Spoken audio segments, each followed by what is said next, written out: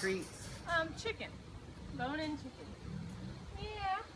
That's usually everybody's favorite, so that's why we do it on tours. Because, yeah, they may all like pork and beef, but they're not as likely to be excited for it on snacks. So they may not take it whether they want it as a snack or not. So, yeah. Hello, Tina. Are there lots of people to see you? Now, what's her history? Well, we got Tina here from a zoo in Texas. Before that, she used to live backyard. Oh, really? I can't really talk over you, can I? Backyard pet. Yeah. And they had a little girl who would read to her every night. So that might be where she kind of picked up some of this more talking. Yeah. But she's our most talkative tiger. She just loves talking to people. So we got some more people heading over here. Yeah. So we got her from that zoo. And they didn't keep her around because there's a lot. Tina. But they didn't really know a whole lot about our genetics and things like that. So that's why it's really hard for them to use tigers that have come from other places because they can't use them in their species survival program. Because they need to know a lot about their genetics, whether they're able to breed with other people. They don't know if she's mixed with another breed. And if so, they don't really release anything out to the wild that is not normally found in the wild. And so, some of those mixes will not be found naturally in the wild. Yeah. Are you telling us stories?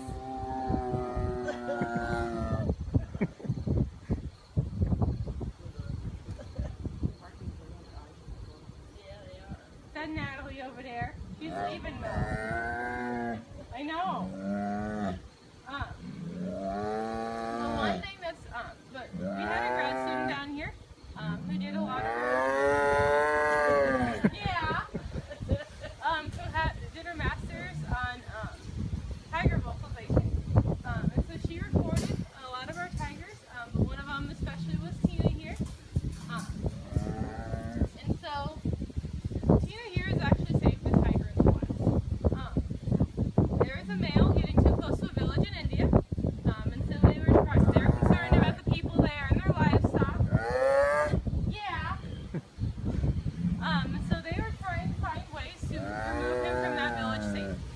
So they called up our grad student and asked if they could use some of Tina's vocalizations to play out in the forest to have him follow those and Billy. So he watched those. He followed her voice, and so he survived with that. If that hadn't have worked, they probably would have shot that tiger. But however, she's not a big fan of other tigers. You know, in the wild, they normally would be solitary anyway, but she's just not doesn't care for them. Which is why we put up the boards and things, so she doesn't have to see the other cats and get all stressed out. We even have a door in the barn. If we need to, we can shut that board. But she loves seeing people, loves to talk to them. Don't you, Tina?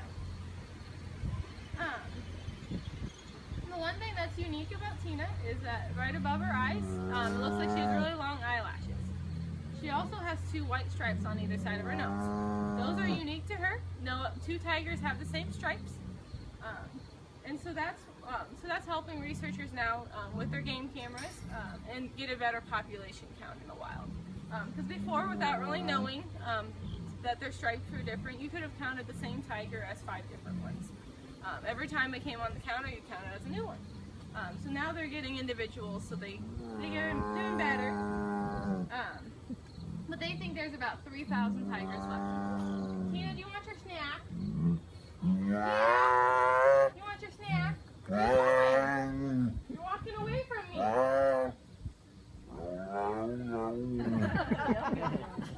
Yeah. Is that good? Gotta kill it first.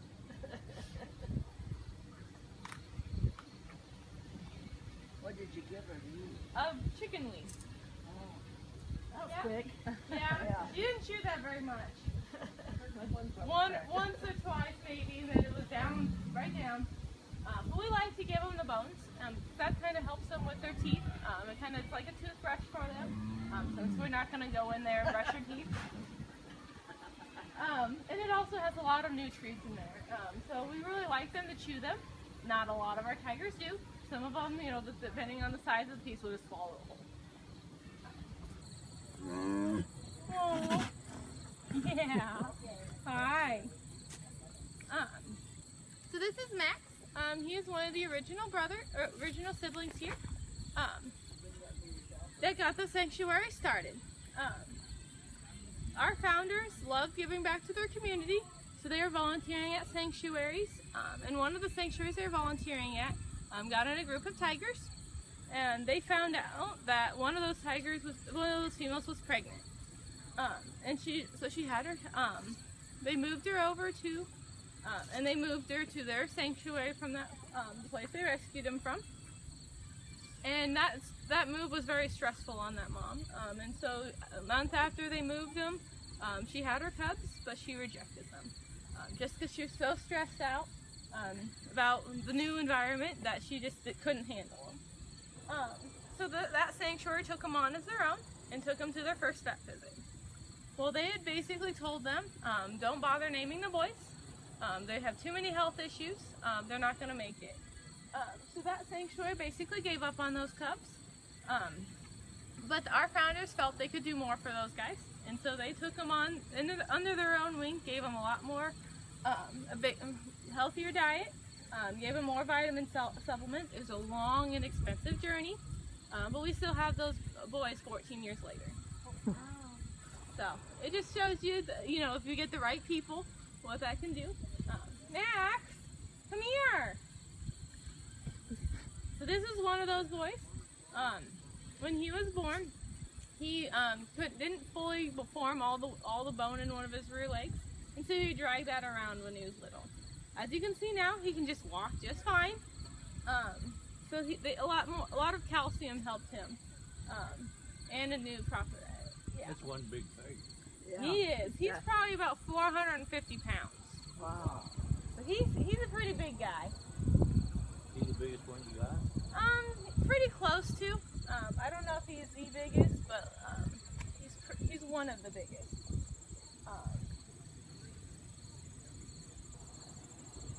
Maxer, come here. Do you want a piece of chicken? Want your chicken? Yeah. Gotta chew it. Oh, there you go. Use your paw. Yeah, you'll notice some of them, they use it to kind of help keep it in their mouth if they feel like they're losing it. Just because they don't want, most of them don't want to put it on the ground. If they can help it. And that's why a lot, you know, for some of them we'll put food plates under their dinner so they don't have to put it, if it falls, they don't have to eat it off the ground. Because, you know, we don't want to eat our food off the ground, so why should these guys have to? I mean, they will throw it on the ground on occasion if they want to throw a little extra dirt in there, but we don't ever throw it on the ground for them. We'll feed them in little trough systems, and then just push it right through with a spoon. And that way no fingers are really involved in their fat. Because when they get their big meals, some of our cats, you know, they'll want it as fast as you can, so it can get kind of hard for them. Hey bud, you just like walking around your habitat, huh? But we don't ever go in with any of these guys, and that's for their safety and ours. Because if we were to go in and something were to happen to us, how's the medic going to get to us? They're really not unless they end up shooting that cat first. So you don't ever go in? No, don't ever go in with them. And that's just, you know, because we don't want to put our cats in that situation, especially since it'd be their natural behavior. If we need to go in and clean their enclosures, if we need to go on their outside, we'll lock them in their inside, and then vice versa for the other way around. That way there's always at least one fence in between us. And it just works out that way, and there's really no reason for us to go in with these guys. They don't really need us in there. How about, do they get medical? They do, and if we do that, we will sedate them first, and then they can go in and get those surgeries if they need to. But a lot of times we'll try to come up with a medical routine, or like give them medicine through their food, so we don't have to sedate them. Because out here in the field, it's a really risky process for any age. But then when they get a lot older, the risk gets a lot higher. So we try to use sedation as a last resort, but yeah, don't we? That's what happened to Ziegfeld Noy. And we don't think any of these guys would intentionally try to hurt us, but they'd play with us the same way they would another tiger, and we just can't handle that. Our bodies aren't built for a tiger to come play with us. And one of her biggest brothers decided to go into her room and go into her pool. Well, he quickly realized he was too big for her pool, tipped it over into her room, and made it a muddy mess. She did not appreciate that one bit, and to this day, she still does not like getting muddy. She'll avoid mud in her enclosure at all costs, and if she does get mud on her, she'll stop whatever she's doing and she'll lick it off. Right, Dee? Yeah. Completely uninterested. Dee. She's probably a Bengal Siberian mix. All of these probably are. We don't know exactly, you know, there's a lot of guessing. But that's probably a good guess there. This is our founder, so she's always looking to where they are. That's mom and dad to her. Yeah. Where'd it go in? Yeah, they always act a little bit differently around mom and dad than they do around me.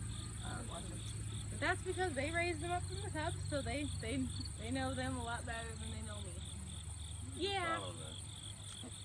Yeah, they're all watching. I mean, Paul even perked up too when they went by. Yeah. Do you want a piece of chicken, Deezer? Dee, do you want it? Yeah. Okay, you gotta get up. You got it? You dropped it. I tried. You did a good job chewing that one up. Yeah. She's a lot bigger standing up. Yeah. So that noise she just made right there is what we call a chuff. It's her way of greeting one another. It also lets us know they're being friendly. They're being what? Friendly. Yeah. I think I'll go back and lay down. Yeah, you can go lay that down. That's fine. That took a lot of energy. And that's the thing. Their snacks are a choice, so they have to decide whether it's worth their energy to get up and get their snacks. She obviously didn't have to go very far. But they all know whether they get their dinner or whether they get snacks on tour or not, they're still going to get their dinner later. So these are just snacks. Dee will eat about 8 pounds later today. Wow.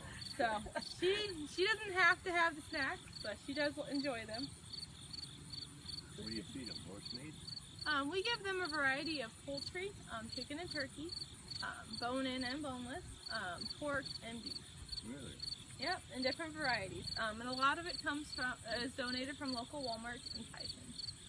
The Walmarts will pick up all the stuff that they cannot sell anymore to us humans off the shelf and put it in barrels, and we'll pick that up twice a week.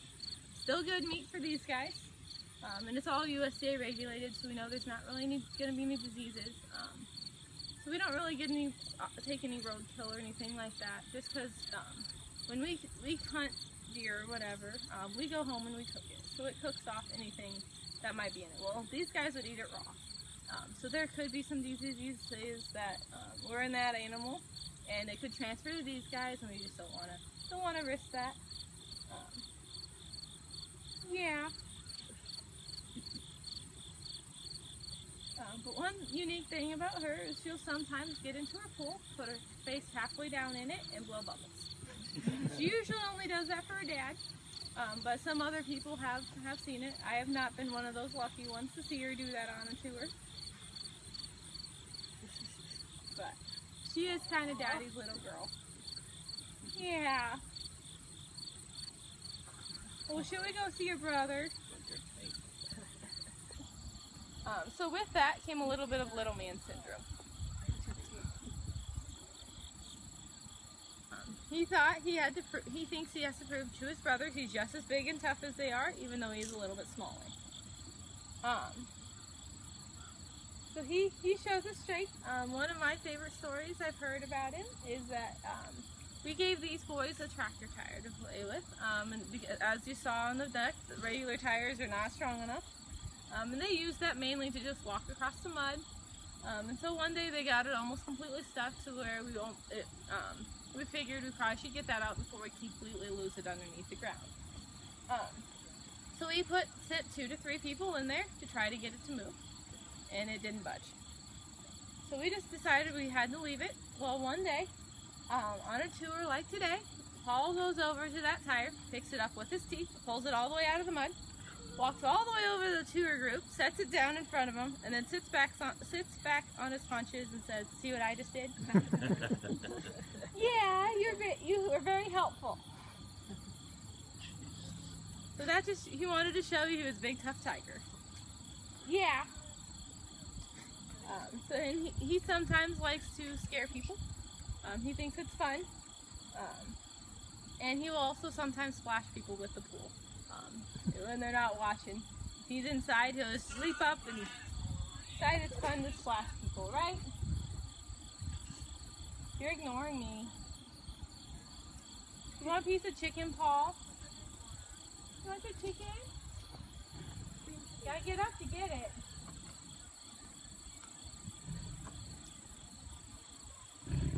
Alright, fine.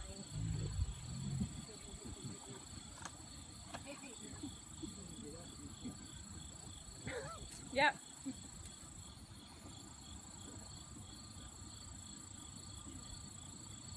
Any more other questions about Paul here? Yeah. That scared me. Yeah, I jumped. Yep. He's a very perfect example. You know, all these cubs, tigers here, they're probably the most used to humans since they were raised up from people. But, you know, as you saw, if I got down there on him, or if I turn my back on him, he will throw it right out there. So he still has that natural instinct. What? Were you expecting that one? A little bit, yeah. I mean, it still surprised me a little bit, but I knew he was going to do something. I just don't always know exactly when he's going to do it. Yeah.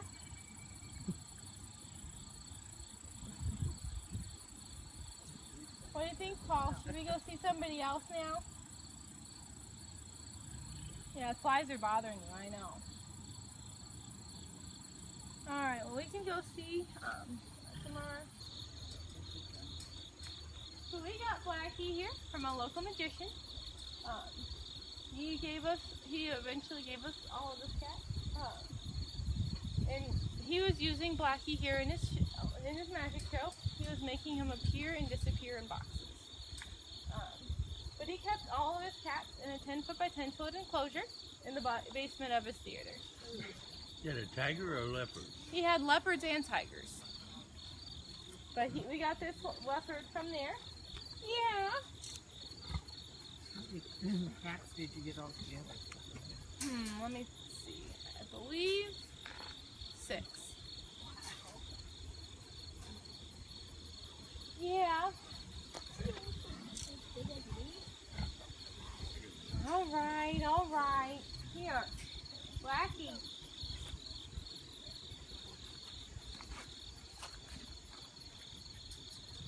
But a black leopard is just like a normal yellow leopard would be, but instead of yellow, they have blacks on black. So you can kind of see his spots a little bit on here, but they are a little harder to see. You can see him on his head and a little on his side here. But leopards, you know, they love to climb, so we try to do that. But that magician declawed all of his cats. because they felt, you know, a lot of entertainers and people who want them as pets feel it's a lot safer for them if they declaw them. But What's going on with his tail? good question.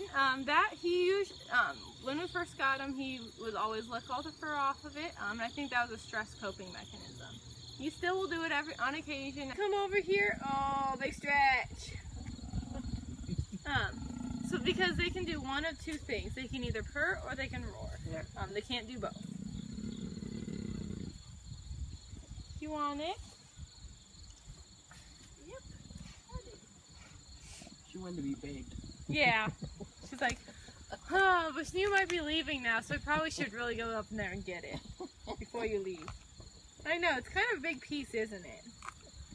Didn't have anything smaller for you, so it's going to take her a little while to eat that one. That's all right. But yeah.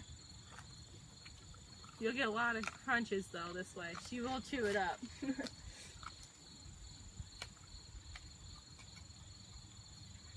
Got a little dirt mixed in it. Yeah, she does. But it's not going to harm them, so.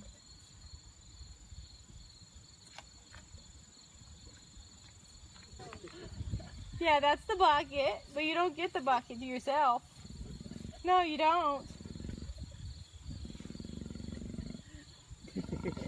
That's a growling, not a purr. Mm-hmm. It's very similar, but that... What are you doing? What are you doing? She wants her belly scratched. I can't do that. My dog does that. Sorry, I can't do that for you. It's too far away. Yeah, I'll scratch her. Too far away.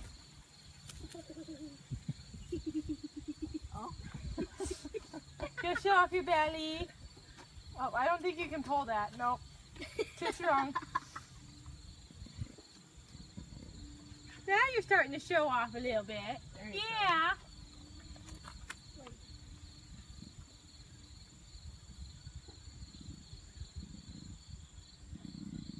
Looking right at you. Oh, nope. Not anymore. Begging.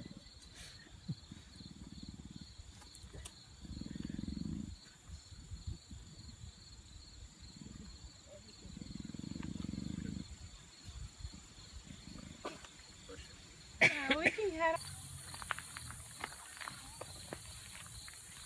He's like killing you.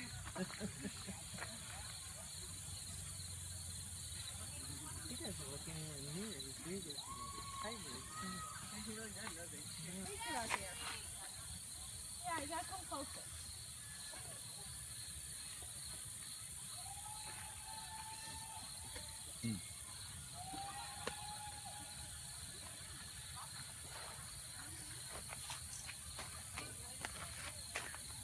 You got a good piece of chicken, Merlin. And now you're gonna turn it off on us. Yep. I'm done. The lions are the only social big cat in the Bloomberg South Pride. They're also the only big cats that show obvious signs of sexual dimorphism, which is where the males and the females will separate. The males are going to have these big showy manes, and the females are going to have the same fur all across. And as these males get older, their manes are going to get bigger and darker. Yeah. Hey. But all white tigers are born with dark chocolatey brown stripes, like Madison's were when she briefly came in. And as they age, they fade a little bit, more like what Nikki's are. And that's just due to sunlight. A lot of times when you see pictures that look black and white, it's probably photoshopped that way to like it more striking, I guess. But they also are born with really bright blue eyes. But Nikki's are a little more silver, and they do change as well with age. Any other questions about these two girls? These light kids, They're cameras. And it's to kind of monitor Nikki, so we don't have to come and disturb her overnight. So these can be watching her, so we don't have to come in and disturb the rest. really fascinating to him.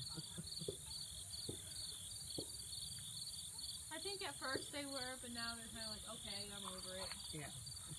The last few laggers is fine. Oh, she's pretty. Oh, we gonna go get a drink? Okay. Fire up though. Do you want a chicken snack? Oh, we're really thirsty.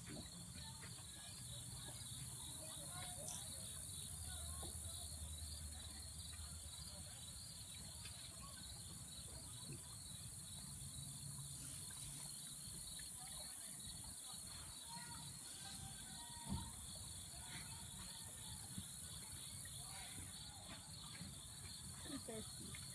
Oh, do you want chicken?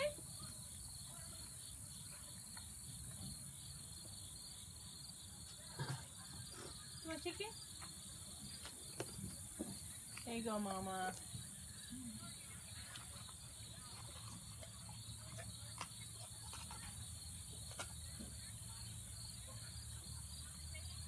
And then because she is older, we do, the only bones we really give her are the chicken ones because they are hollow. Pork bones and things like that could be kind of tough for her. So we do have to watch that. But I think her daughter wants one. I offered you earlier. You want it now, though? No, Nikki, you only get one.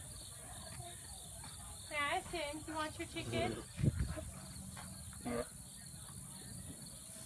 Okay, there you go. You're just worried that Mom wasn't going to get one and that wasn't taking one, so you didn't want to take one? Is that it? Alright, well we can head on in if there's no other questions. But like I said, everything you paid for goes directly back to these guys. Whether it be for building new enclosures for some of our temporary house animals, or just their health and wellness. And we're on Facebook, so if you want to go ahead and like us on there, we give you updates on pictures of these guys. We're also on TripAdvisor, so if you want to leave a review, good or bad, we'd like to hear from you. You can